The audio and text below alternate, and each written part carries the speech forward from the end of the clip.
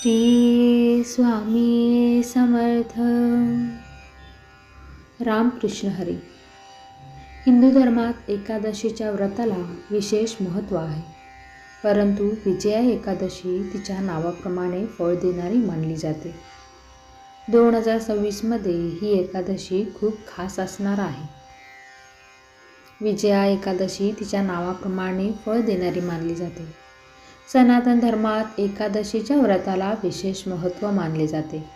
धार्मिक मान्यतेनुसार या दिवशी भगवान विष्णूची पूजा केल्याने जीवनातील अडथळे दूर होतात आणि व्यक्तीला प्रत्येक कामात यश मिळते. 2026 मध्ये विजया एकादशी शुक्रवार 13 फेब्रुवारी रोजी साजरी केली जाईल.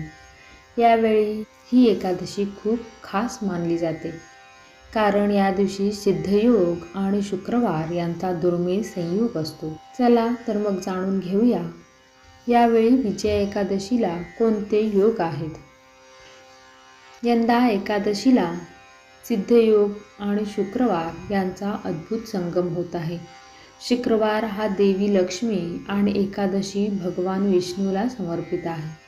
अशा परिस्थितीत या दिवशी उपवास केल्याने आर्थिक अडचणी दूर करणाऱ्या आणि रखडलेल्या कामांमध्ये यश मिळवणाऱ्या लक्ष्मी नारायण या दोघांची अपार कृपा होईल.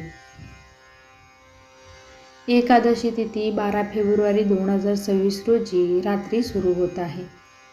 एकादशी तिथी 13 फेब्रुवारी 2026 रोजी संध्याकाळपर्यंत संपते. उपवास दिवस 13 फेब्रुवारी 2026.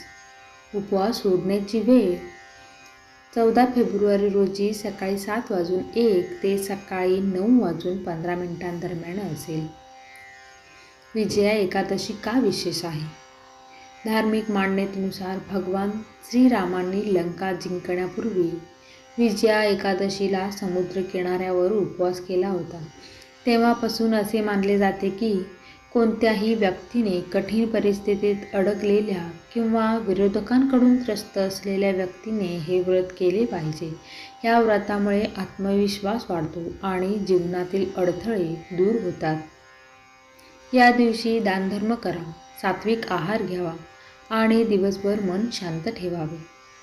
या दिवशी तांदळाचे सेवन करण्यास मनाई आहे. त्याचबरोबर राग आणि वादविवाद टाळले पाहिजेत. श्री स्वामी समर्थ. रामकृष्ण हरी.